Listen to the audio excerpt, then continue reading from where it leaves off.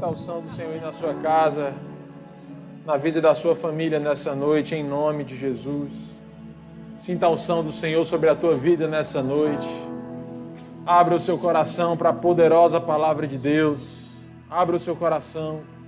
Creia que o Senhor falará contigo poderosamente nessa noite. Que todo mal seja repreendido, toda enfermidade contra a igreja do Senhor. Então abra a sua Bíblia no livro de Atos, capítulo 9.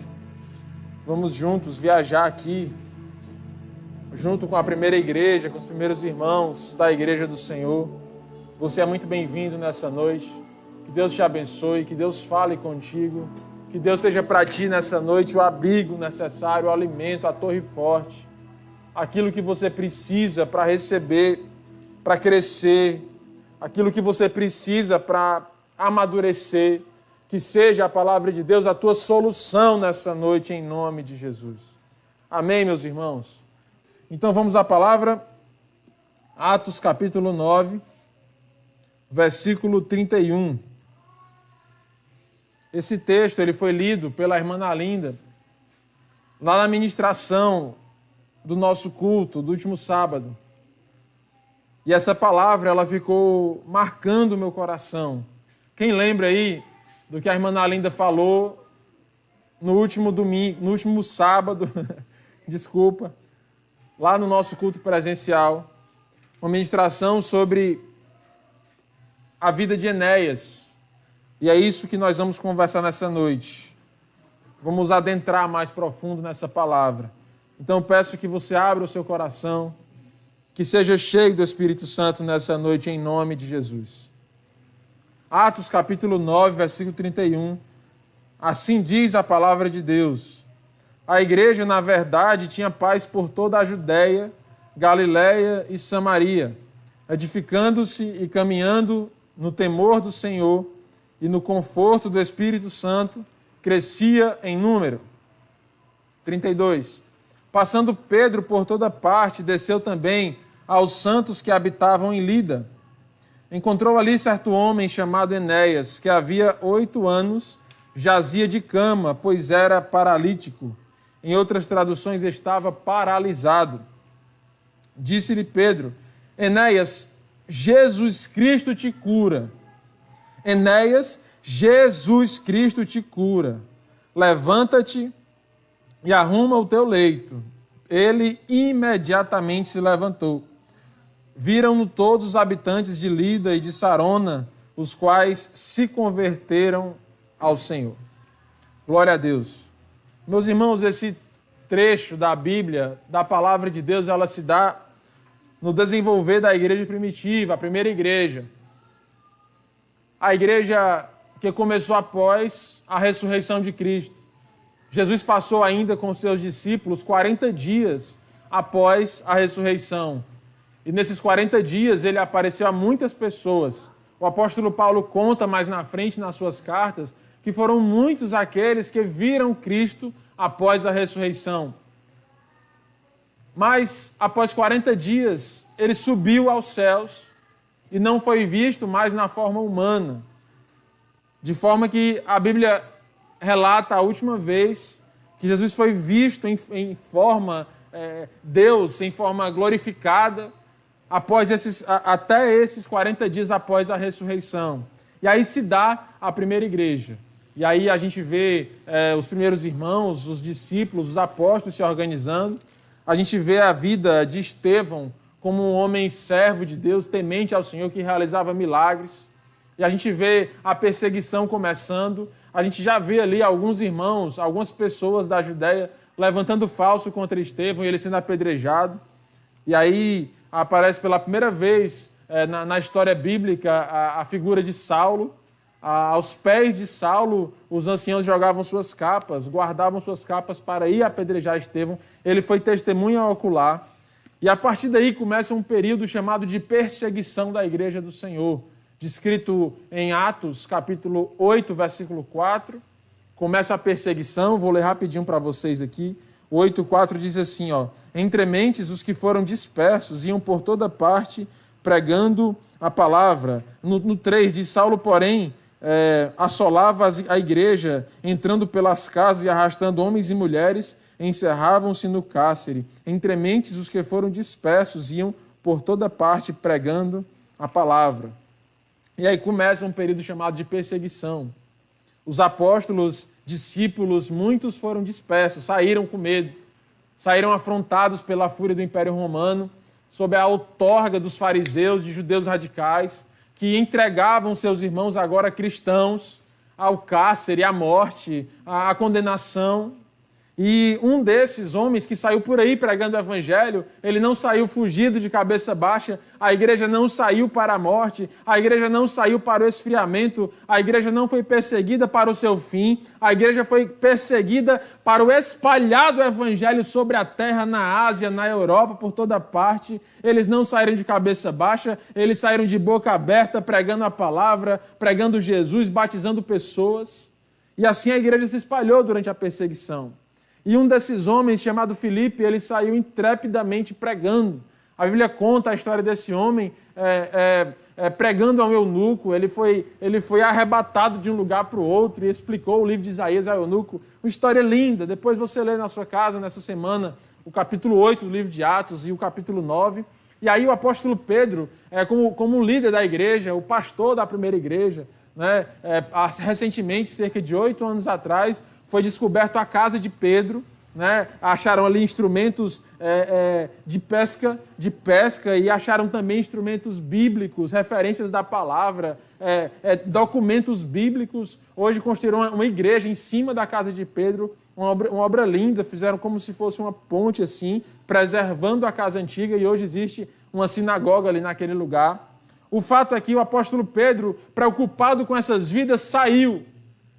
Por onde Filipe tinha ido, por onde os apóstolos tinham ido, ele saiu, confirmando a fé dos irmãos, encorajando, edificando. Em algumas casas ele clamava pelo derramado Espírito Santo, e todos falavam em línguas, e todos eram avivados.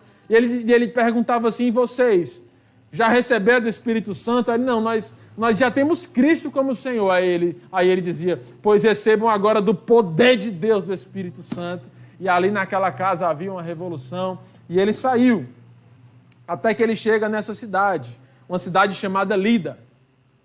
Poucas vezes essa cidade é citada na Bíblia, uma cidade pequena, na verdade, para aquele tempo não era nenhuma cidade. Para aquele tempo era uma aldeia. A aldeia de Lida estava no caminho de uma cidade maior, chamada Jope. A mesma Jope onde Jonas pegou o barco para fugir de Nínive. A mesma cidade onde Jonas pegou o barco para fugir, Jope. Ou seja, é uma cidade grande desde o Velho Testamento. Uma cidade portuária, uma cidade rica, uma cidade de muitas pessoas morando, de muito comércio, de muito dinheiro. No entanto, a Bíblia diz que o Espírito Santo fez Pedro descer a Lida. Porque o homem, ele olha para os grandes holofotes. Os aviões voam para as grandes cidades, o dinheiro corre para grandes famílias, para grandes contas bancárias, mas o Espírito Santo vai para as aldeias, o Espírito Santo vai para toda parte, o Espírito Santo vai para o rico, vai para o pobre, vai para o endinheirado, vai também para aquele que não tem nada. O Espírito Santo vai para todos. O homem corre para Jope, o homem corre para os holofotes, o homem corre para os grandes palcos, a televisão mostra o que todo mundo quer ver, as matérias mais clicadas na internet são aquelas que atraem os olhos dos homens, as riquezas da terra. E o Espírito Santo levou o apóstolo Pedro a descer à aldeia de Lida, porque lá havia um homem, lá havia um povo que necessitava do encorajamento da palavra de Deus. E é desse encontro que eu gostaria de conversar com você. Você entende que o projeto de Deus, ele é para ti?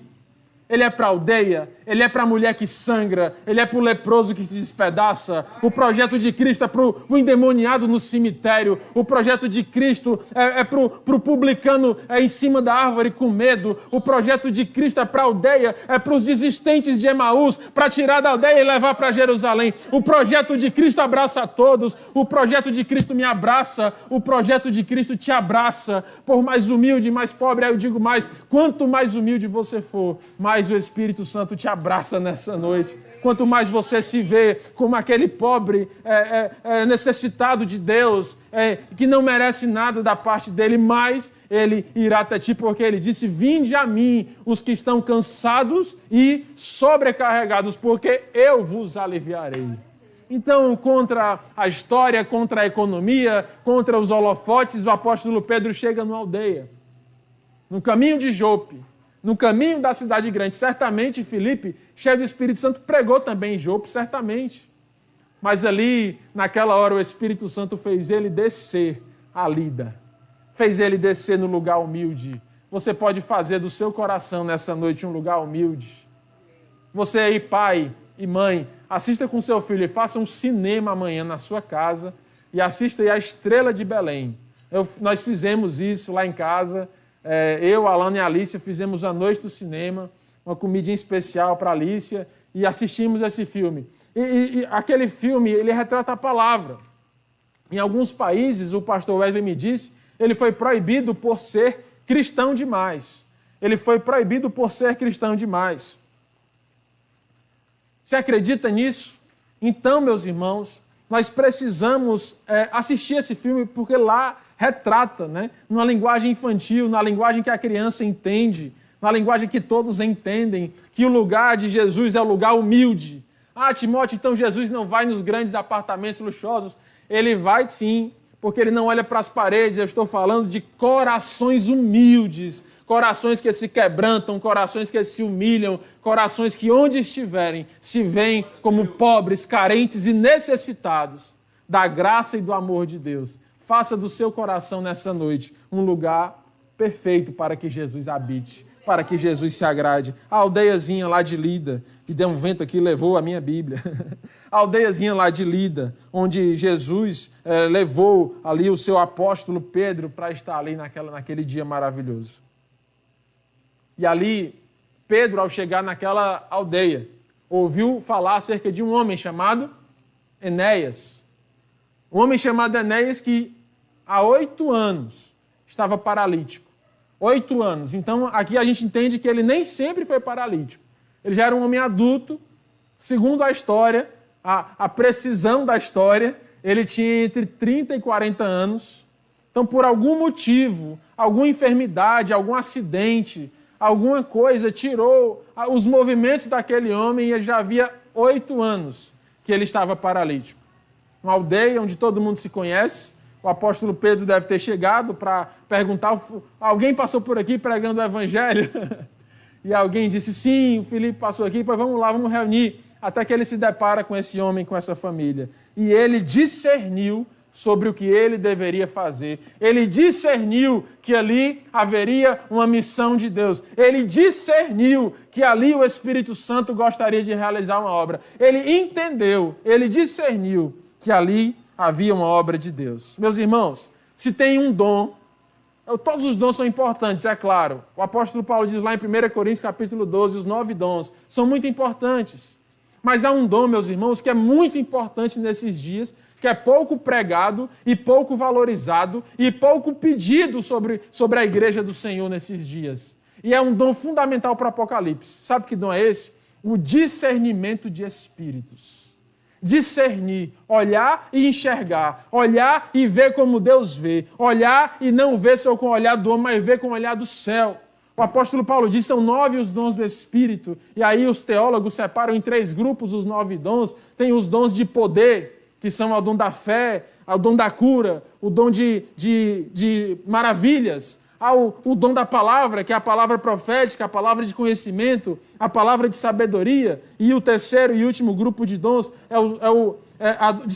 o dom de palavra, profecia, dom de línguas, interpretação de línguas, e por último, os dons de revelação, que são palavras de sabedoria, palavras de conhecimento, e o discernimento de espíritos. Os 9 dons são os presentes que Deus dá para a sua igreja. Mas ele dá para quem? Para quem busca, para quem pede, para quem clama, para quem se posiciona. Igreja do Senhor, nos últimos dias, a igreja dos últimos anos, é necessário que discirna os espíritos, discirna o que está por trás de um filme, por trás de uma mentalidade, por trás de uma proposta de negócio, por trás de uma troca comercial, por trás de uma intenção dos corações. Sabe por quê?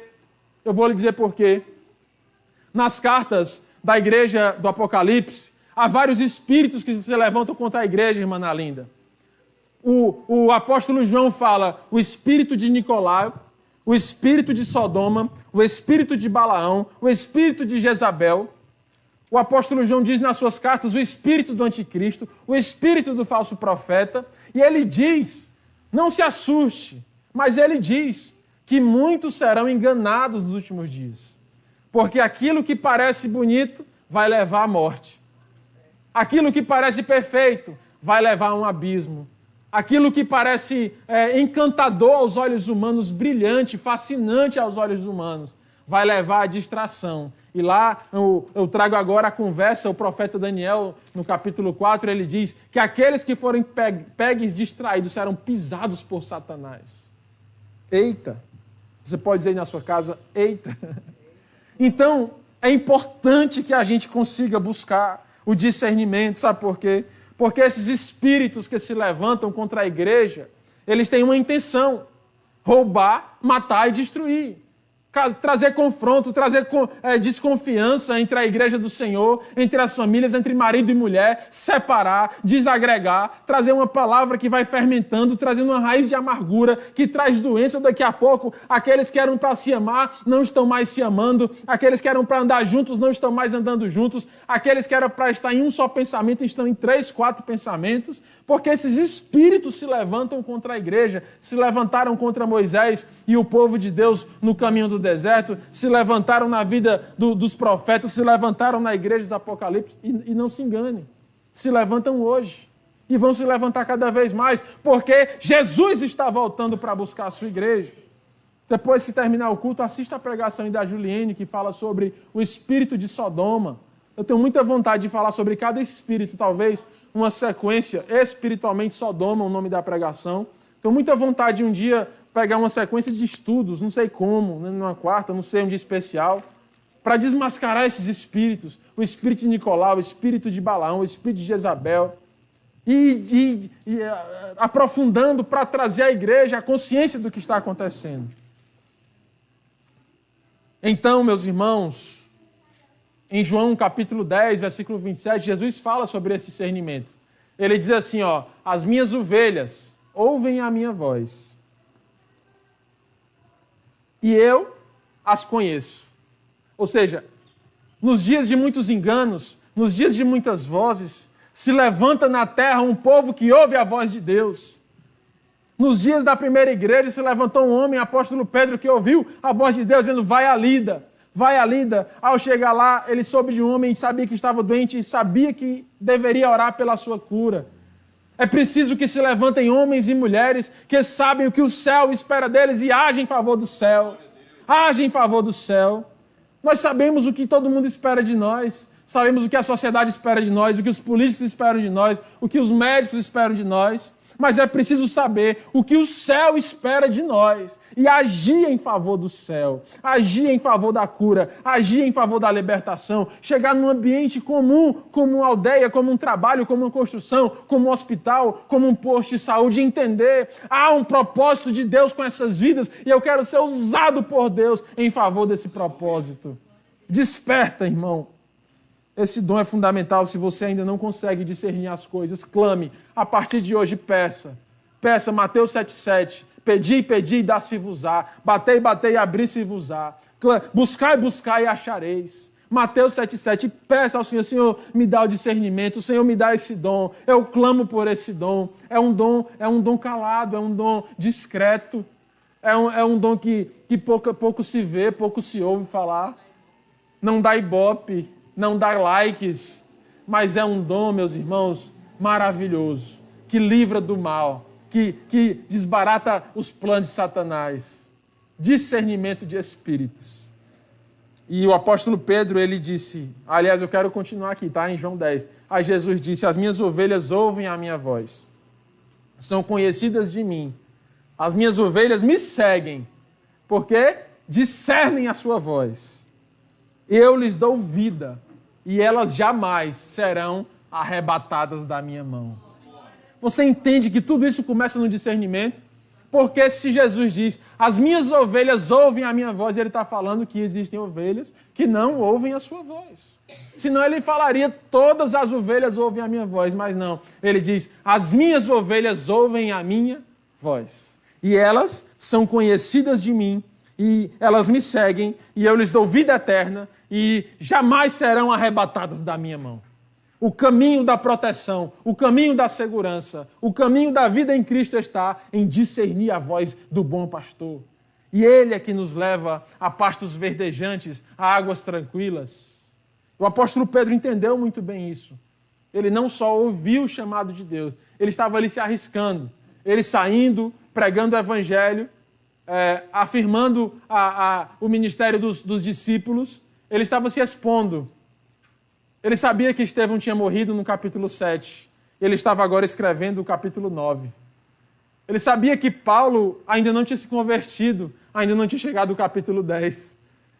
Ele sabia que a qualquer momento vinha Saulo no seu cavalo para lhe prender, mas ele entendeu que naquela aldeia pequena havia um propósito, havia um povo carente, havia uma obra a ser feita.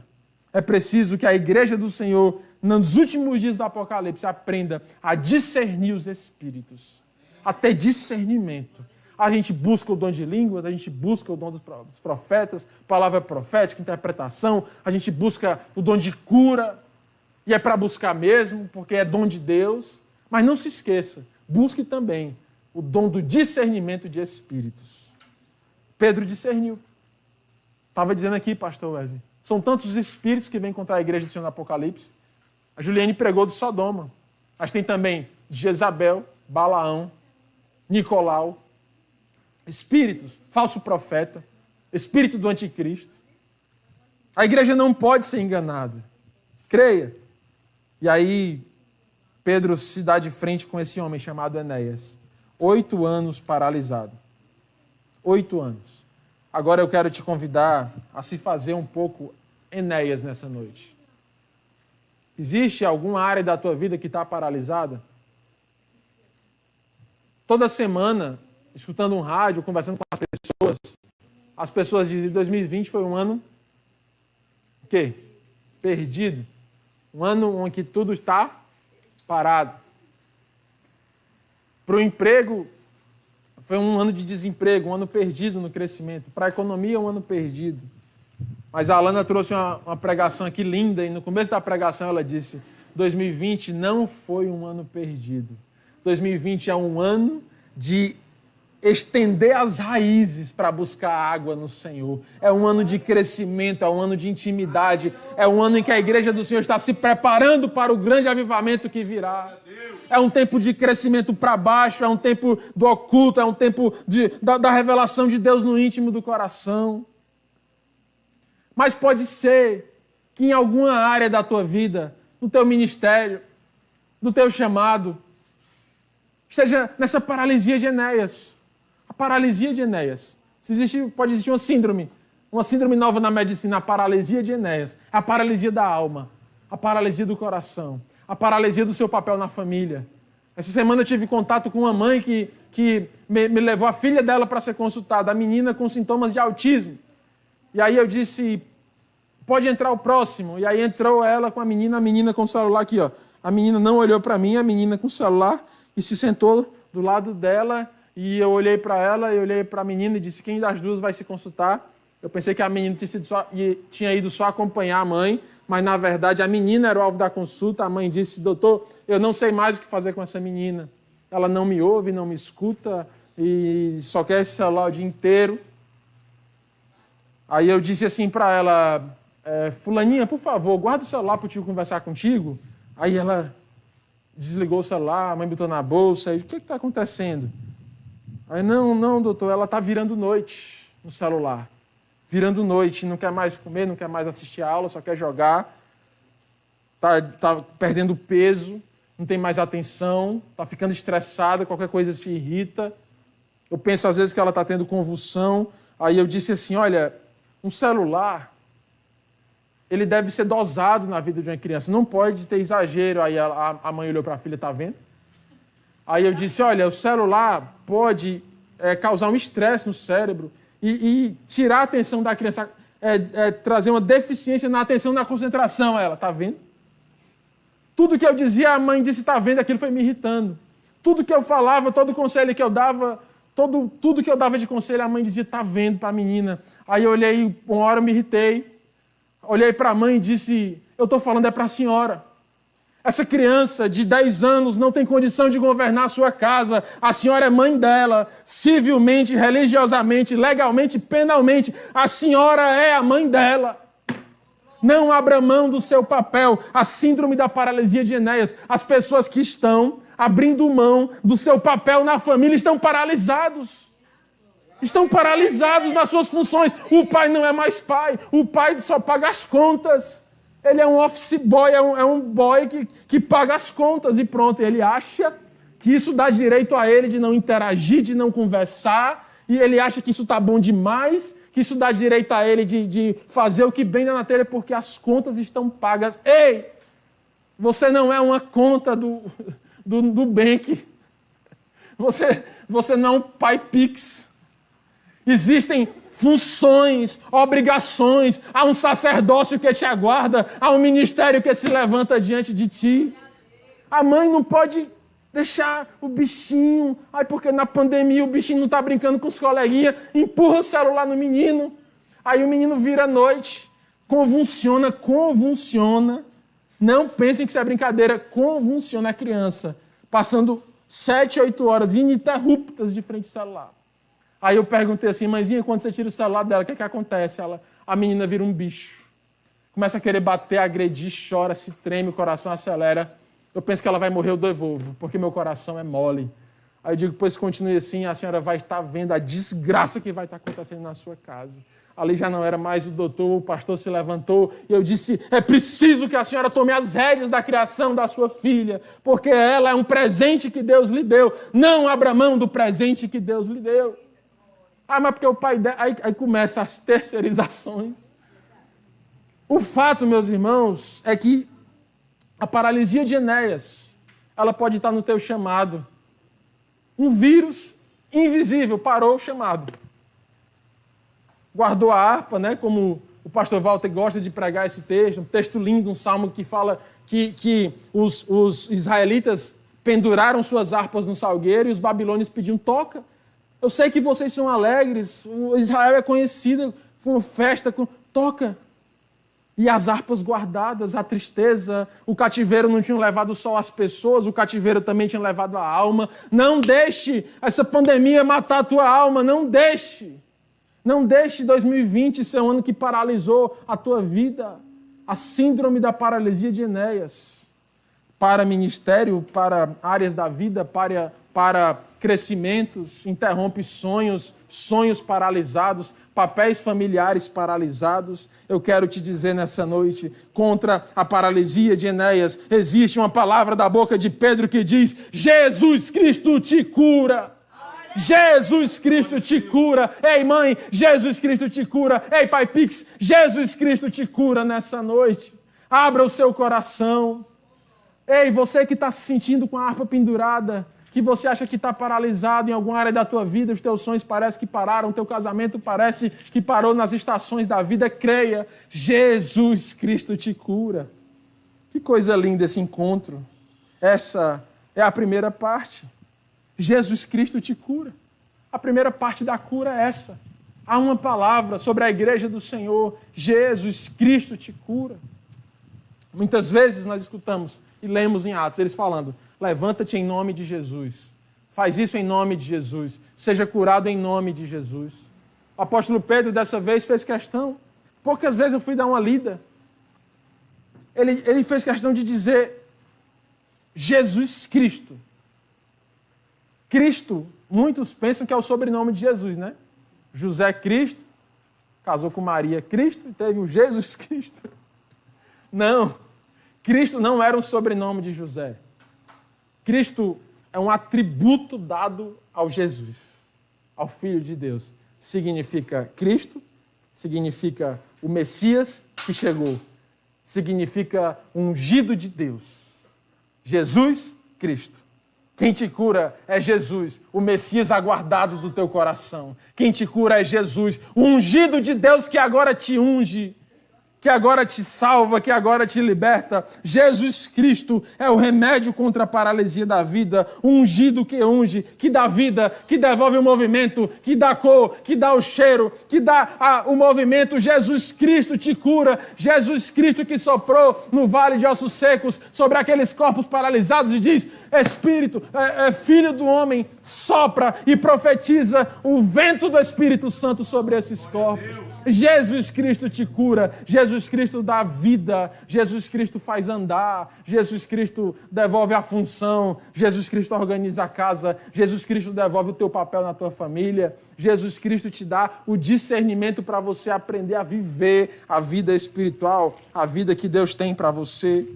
Você crê nisso? Que Jesus Cristo te cura? Hein? Sim ou não? Glória a Deus. Jesus Cristo te cura. E quando ele disse essa palavra de ordem, Jesus Cristo te cura, essa é a primeira parte. A parte que já está sobre nós. Que diz, voltando um pouquinho, creia. Há uma palavra de Deus sobre a tua vida. Há um projeto de Deus. Há uma intenção de Deus de te curar. Há uma intenção de Deus de te fazer feliz. Há uma intenção de Deus de derramar sobre ti a mais perfeita funcionalidade na terra. Há uma intenção de Deus de fazer de ti uma pessoa alegre, feliz, uma pessoa que cumpre seus papéis, uma pessoa que vive da graça de Deus no ministério do Senhor, na unção do Espírito Santo. Essa vontade já é latente, já é patente para todo aquele que nele crê. Mas eu queria falar agora da segunda parte. Ele disse, levanta-te. Jesus Cristo te cura, levanta-te. Levanta-te. Existe uma diferença, pastor Walter, entre levanta-te e eu te levanto. Não é, pastor Wesley? A parte de Deus nessa história é Jesus Cristo te cura. A nossa parte é levanta-te. Levanta-te, Enéas. Te mexe, te move. Te mexe, te move. Essa ordem do céu, essa intenção do coração de Deus não merece ficar sem resposta. Merece uma afirmação, merece uma reação da igreja do Senhor que diz, eu me levanto. Eu me levanto agora diante dessa palavra. E a irmã Nalinda me lembrou aqui de um texto de Atos, capítulo 14, quando um leproso que estava, um coxo que estava em Listra, assentado como um aleijado paralítico de nascença, que nunca pudera andar. E aí, agora Paulo, já crente, né? Já passamos do 7, do 8, do 9, agora estamos no 14, e Paulo diz assim, Paulo, que fixando os olhos nele, vendo que possuía fé para ser curado, disse em alta voz, apruma-te direito sobre os pés. E ele saltou e andava. Como esses textos estão unidos. É tempo de se aprumar. É tempo de se aprumar na família. É tempo de se aprumar no ministério. É tempo de se aprumar na igreja. É tempo de se aprumar no pequeno grupo. Ei, pai de família, apruma-te sobre os teus pés, porque Jesus Cristo te cura nessa noite. Ei, mulher de Deus, apruma-te sobre os teus pés, porque Jesus Cristo te cura de toda paralisia nessa noite. Pessoas que estão com sonhos paralisados, tem muitos sonhos, tem promessas de Deus. Se começarem a escrever no caderno, até a caneta chora. De tanta promessa, porque Deus me prometeu, porque Deus me disse e é verdade. Então agora, apruma-te para conquistar as promessas que Deus já te prometeu. Levanta-te para viver o melhor de Deus. Levanta-te, apruma-te nova vida, porque Jesus te cura. E ele se aprumou. Enéas se aprumou. Aqui o coxo de Listra se aprumou, se levantou, não sobre o chão, não sobre uma cama, não sobre uma cadeira, mas sobre a palavra. Ele se aprumou sobre a palavra. Ele se levantou sobre a palavra. Olha que interessante. Quando Jesus foi até o barco, caminhando sobre as águas, Pedro perguntou, eu posso ir até ti, Jesus, andando sobre as águas? Jesus disse, vem. Naquele dia, Pedro não estava só andando sobre as águas, o pastor Wes gosta de pregar isso. Ele não estava só andando sobre as águas, ele estava andando sobre a palavra que disse vem. E ele que andou sobre a palavra, agora ele deu uma palavra para Enéas andar. Ele disse, levanta-te, porque Jesus te cura. Enéas não se levantou sobre um par de chinelas. Enéas não se levantou sobre uma madeira, sobre uma cadeira, sobre uma cama. Enéas se levantou sobre a palavra de Deus, se aprumou na palavra. É a única fonte de equilíbrio suficiente e necessário para a mente do ser humano, é a poderosa palavra de Deus. Pedro, que andou sobre a palavra, agora estava chamando o outro a andar sobre a palavra. Eu quero te convidar a andar sobre a palavra nessa noite, para que daqui a pouco você esteja chamando pessoas a andar também sobre a palavra. Sabe o que significa andar sobre a palavra? Entender que na Bíblia há fontes de conselhos, de orientações, que os nossos filhos devem ser educados na palavra, que o nosso casamento deve estar equilibrado na palavra, a nossa vida financeira deve estar afirmada na palavra, o nosso guia deve ser a palavra, porque a palavra é quem cura, a palavra é quem liberta. Pela palavra de Deus todas as coisas são feitas. Ele disse, haja luz e houve luz. Ele disse, haja organização e houve. Ele disse, haja homem e houve homem. Ele diz, haja saúde. Jesus Cristo te cura e Ele te cura nessa noite, se você crer. E Ele te cura e Ele vai curar quantos? Quantos? Um vai ser curado dessa noite? Amém. 2, 10, eu não sei. Todos quantos se levantarem nessa noite serão curados da paralisia de Enéas nessa noite. Todos quantos aprumarem-se na palavra serão curados nessa noite e terão de volta o seu papel. E não precisarão ir nos médicos, nos consultórios para dizer, diga aí para minha filha o que ela precisa ouvir. Não. Claro que há coisas da ciência, da medicina que o médico tem que dizer mesmo, me entenda. O que eu estou querendo dizer é que há conselhos familiares, ensinamentos que o pai e a mãe não podem abrir mão de dar aos seus filhos. A autoridade dada por Deus para meninos e meninas, para o menino e para a menina, deve ser criado na poderosa palavra de Deus. É assim. E ele se levantou sobre a palavra. E aqui, no capítulo 14, Paulo e Barnabé, através da vida de Paulo, ele disse, apruma-te sobre a palavra. Apruma-te sobre os teus pés. Ele se levantou sobre a palavra. Pedro andou sobre a palavra. Enéas se levantou sobre a palavra. Paulo, quando caiu do cavalo, se levantou sobre a palavra. Você entende que Abraão, ele não estava caminhando no deserto. Abraão estava caminhando sobre a palavra, que disse, vai, e eu te darei, e eu te abençoarei, e eu farei dos teus filhos numerosos. Ele estava caminhando sobre a palavra.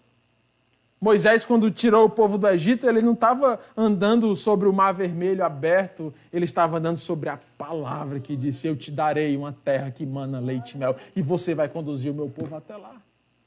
Josué, quando derrubou as muralhas de Jericó, ele não estava caminhando sobre um terreno desértico lá próximo ao Rio Jordão. Ele estava caminhando sobre a palavra que disse, dá uma volta por dia, por 6 dias, e no último dia dá 6 voltas, e tu verás o meu milagre sobre a terra.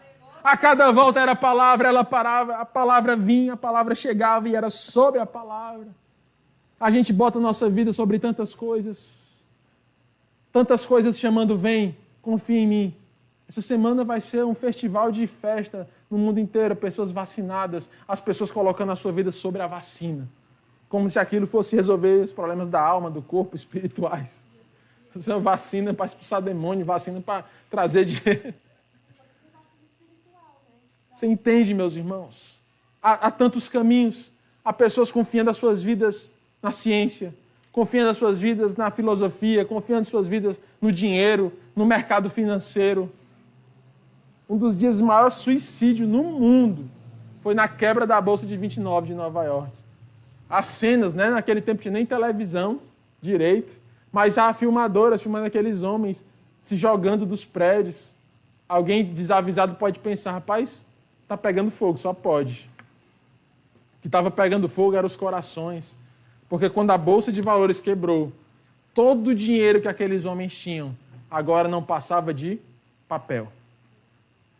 E aí eles, desesperados, tinham construído a sua vida no dinheiro, na bolsa de valores. Quando aquilo se acabou, acabou-se também a vida. Há pessoas que constroem a sua vida, que se levantam sobre outras pessoas.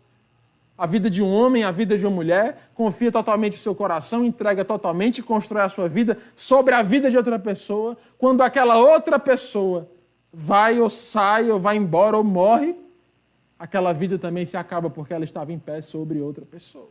Isso na psiquiatria é chamada síndrome do parasita emocional. Aquele que bota suas emoções em outro ser. É o parasitismo. Isso é um nó grande para tirar. É um nó grande, porque ele vai tentando tirar na conversa, tirando no papo. Você que está vivendo isso, não espere esse papo todo de anos de terapia. Jesus Cristo te cura! Vem para Jesus, construa sua vida em cima de Jesus. Jesus te ama, Ele nunca vai te abandonar. Está aqui escrito em Lucas, em João capítulo 10, as minhas ovelhas ouvem a minha voz, eu as conheço, elas me seguem, eu lhes dou vida eterna e ninguém as arrebatará das minhas mãos. Está escrito, o dinheiro te abandona, o carro te abandona, o emprego te abandona, uma pessoa te abandona. Todo mundo te abandona, mas Jesus jamais te abandonará. Ele diz, e ninguém jamais a arrebatará da minha mão. As ovelhas que ouvem a minha voz e me seguem. Pronto. Aí está o segredo da vida. Ainda que tudo te falte, Jesus é o que nós precisamos. Aleluia. Levanta-te, apruma-te. E ele foi imediatamente. Aqui, nessa cura do coxo de Listra, diz assim, ó, e ele saltou e andava. Aqui, agora eu vou voltar aqui para Enéas, para ver como foi a expressão bem direitinho. Diz assim, ó, levanta-te, arruma o teu leito. Ele imediatamente se levantou. Imediatamente se levantou. Imediatamente. Lucas capítulo 14, Jesus fala da parábola da grande ceia. Diz que um homem fez uma grande ceia, um grande banquete, e mandou os seus servos convidarem as pessoas da cidade para aquela grande ceia. E uns disseram, não posso ir não. Eu não vou não porque eu me casei. Então eu vou cuidar do meu casamento. Não vou não porque eu comprei uma junta de boi e eu tenho que experimentá-la. Tenho que saber se está boa a junta de boi. Não vou não porque eu comprei um terreno e eu tenho que cuidar desse terreno. E não foram ao banquete daquele homem. A Bíblia diz que aquele homem é Deus e que o banquete é o reino de Deus. Nós estamos sendo convidados nessa noite a sentar nessa mesa. Nós estamos convidados nessa noite, aliás, a lutar, a pelejar para sentar nessa mesa. A ir ao encontro do Mestre, a viver por Ele, a desejar esse encontro, a viver com os pés na terra e a cabeça no céu, a discernir os Espíritos, a entender o que acontece, a se levantar, a receber da cura de Deus. Só que aqueles homens não foram porque estavam mais preocupados com as coisas da terra. Já pensou se Pedro chega para Enéas, irmã Naline, e diz assim, levanta-te, Jesus te cura. Aí ele disse, deixa eu só beber um copo d'água, aí eu me levanto. Não, peraí, deixa eu só assistir mais esse capítulo da série do Netflix. Não, peraí, eu estou quase me formando. Quando terminar a faculdade eu vou. Mas a Bíblia diz que ele imediatamente levantou-se. Esse imediato, meus irmãos, fala de uma resposta necessária. O reino de Deus não é para quem pode, é para quem quer, e quem quer vai e faz por onde, e faz dar certo, e dá seu jeito, e coloca como prioridade o reino de Deus, as coisas do Senhor, as coisas da igreja. Queira bem aos seus líderes de pequeno grupo, coloque como prioridade, vá imediatamente, vá porque está fazendo como ao Senhor. É banquete, é cura, é milagre. Eu nunca vi alguém dizer sim a um chamado do Senhor da igreja e depois se arrepender. Porque sempre que vai o Senhor dá palavra, o Senhor usa, o Senhor abençoa, dá um consolo, dá uma paz. Mesmo nos dias mais corridos, é interessante como há uma bênção que aguarda aquele que vai. Prioridade é para quem quer. É errado casar, é errado comprar junta de boi, é errado ter terreno, não. O que Jesus está criticando aqui ao contar essa parábola são as prioridades. Ele diz: buscar em primeiro lugar o reino de Deus e a sua justiça e todas as coisas serão acrescentadas. Porque a gente precisa, meus irmãos, colocar a palavra como prioridade. Sabe por quê? Porque a Bíblia diz que a fé vem ouvir o quê? A palavra de Deus. A fé vem da palavra. Então, por isso que eu enfatizo mais uma vez. Ande sobre a palavra. Ame essa palavra. Leia a palavra. Escute a palavra. Porque a fé vem da palavra. E a Bíblia diz também que sem fé é impossível agradar a Deus.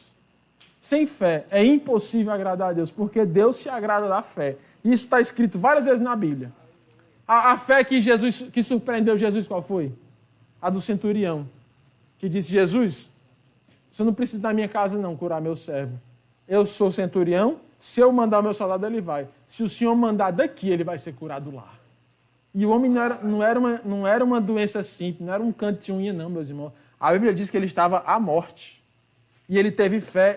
Aí a Bíblia diz, e Jesus disse, eu nunca vi uma fé dessa em Israel. A fé da mulher Ciro-Fenícia, que Jesus falou dos cachorrinhos, eu vou tirar dos meus filhos, ela era de outro povo, de outro Deus, de outra adoração, de outra mentalidade. Jesus estava levando aquela mulher a uma fé verdadeira, querendo ver até onde a fé dela ia, e disse: eu não posso tirar dos judeus para dar para você. E ela disse: mas eu sei, meu Deus, que até das migalhas que caem da mesa o cachorrinho come.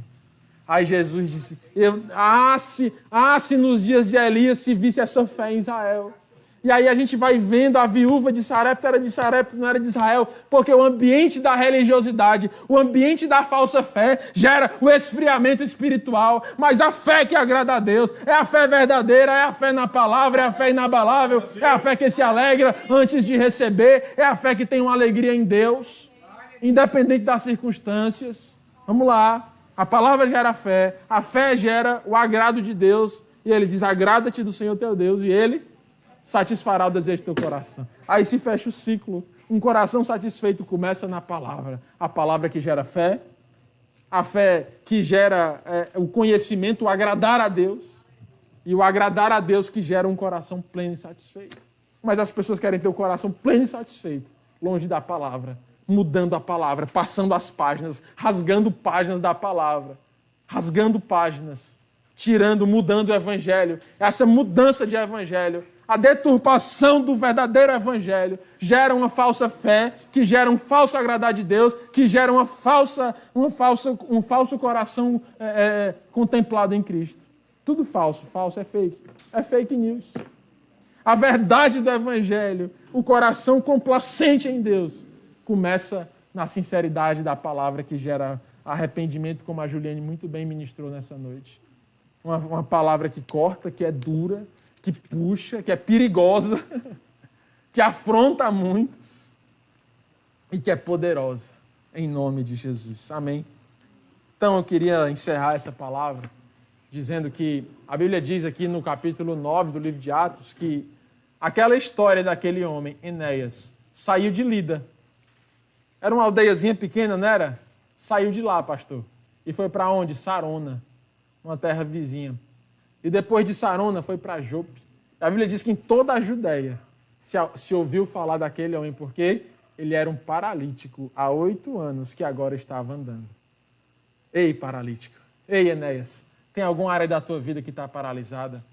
Creia que o testemunho que Deus está fazendo na tua vida vai te tirar de Lida, vai evangelizar aqueles que estão em Sarona, vai evangelizar os teus parentes, os teus familiares, os teus amigos, a tua Judéia, o teu testemunho daquele que estava morto, agora vive, aquele que estava paralisado, agora está ativo, aqueles sonhos que estavam no campo da latência, agora são palpáveis em realidade espiritual, vai abençoar, vai impactar. E a Bíblia diz que todos de Lida e de Sarona se converteram ao Evangelho de Jesus.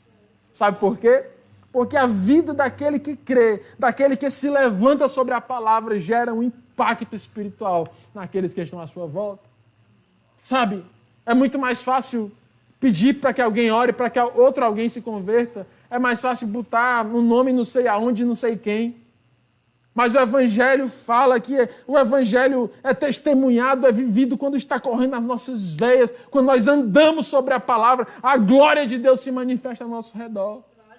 É assim. A resistência aumenta. Somos mais perseguidos, somos caluniados também. Mas tem muita gente se convertendo, tem muita gente sendo alegrado, tem muita gente pedindo socorro, tem muita gente recebendo oração, tem muita gente sendo curada, tem. Tem afronta, tem, mas tem cura. Tem perseguição, tem, mas tem libertação e salvação. Aí bota na balança o que é que vale mais, receber uma afrontazinha ou ver vidas se convertendo. Pode afrontar, porque nós queremos ver vidas cheias do Espírito Santo de Deus. E é assim que o Evangelho se espalha. O inimigo levantou os imperadores romanos para matar os discípulos. O que é que aconteceu? Eles saíram espalhando o Evangelho na Ásia e na Europa. Tá, entendeu? Então a gente precisa resistir ao mal. Ter sabedoria, saber viver sobre a palavra. Porque isso gera vida, é inevitável. Assim como a água molha e o fogo queima, a palavra gera vida. É inevitável, é inerente a ela. Faz parte dela. É ela mesma. Deus é amor, Deus é palavra, Deus é vida. É impossível. É como entrar na piscina e não se molhar. É como botar o fogo e não se queimar. É a palavra. Ela dá vida e vida em abundância. Ela dá sabedoria. Ande sobre a palavra. Ei, Enéas, te levanta sobre a palavra. Se há algo na tua vida que está paralisado há 1 ano, 2, 10 anos, quem sabe até menos tempo, uma semaninha parado. Não pode parar. O Evangelho não para. O Evangelho é uma grande corrida de bastão, corrida de revezamento, onde você vai passando o bastão. E nesse bastão já pegou Abraão, já pegou Isaac, Jacó, José, Moisés, os profetas. E agora o bastão está nas mãos da nossa igreja. A igreja do Senhor que está sobre a terra nos últimos dias. Será que a gente vai parar a corrida e ficar olhando o tempo, fascinado pelas luzes de Las Vegas, pela vacina da Europa, fascinado com as grandes coisas dessa terra? A rainha que falou que vai entrar na fila para receber a vacina, as luzes de Las Vegas, A igreja do Senhor tem que focar em Cristo. Paulo diz, de nada me envergonho. Eu olho para frente, eu olho para a cruz, eu olho para o meu Jesus. Eu vou andando para frente, esquecendo-me das coisas que para trás ficam, focando nele, o meu consumador da minha salvação. Sabe, o mundo fica te distraindo, colocando 1000 coisas para dizer, que legal isso aqui, meu Deus. E às vezes a nossa carnalidade vai olhar mesmo e ficar abestado. Eu vi a semana passada um foguete que levou uma nave para o espaço. Olha que coisa interessante, a inteligência que Deus deu ao homem, irmã Aline. Um foguete propulsor, 3 foguetes, para levar uma nave para o espaço. Eles explodiram na Terra, encheram de combustível, foi os 3. Explosão mais feia do mundo. Aí a nave entrou em órbita, os foguetes voltaram e pousaram de volta. E foram abastecer. 2 pousaram na base e o outro pousou em alto mar, em um porta-foguete, um navio não tripulado por drone. A sabedoria do homem. Aí a gente fica, mas vai ver uma inteligência dessa maravilhosa, linda, é bonito mesmo. É atraente aos olhos do homem, mas vai ver se isso salva alguém, vai ver se isso tira alguém do inferno, vai ver se isso liberta alguém, vai ver se isso leva alguém para o céu. Uma tecnologia muito maior, muito mais perfeita, muito mais poderosa está aqui na santa e poderosa palavra de Deus. Ela liberta, ela salva, ela cura, ela dá sentido à vida. O coração depressivo, paralisado pela vida, recebe uma palavra de ordem nessa noite. Levanta-te, receba da cura de Jesus o Cristo. Receba da cura nessa noite. Contra toda a paralisia da vida e da alma, receba da cura de Jesus Cristo. Em nome de Jesus. Essa é a pregação de hoje. Que Deus te abençoe. Se tem algo paralisado na tua vida, eu te convido a orar com a gente. Eu já vi, quando eu estava aqui no chat, que tem alguns pedidos de oração já. E eu já queria orar por essas pessoas, sabe? Orar, clamar. E eu queria orar também pela sua vida.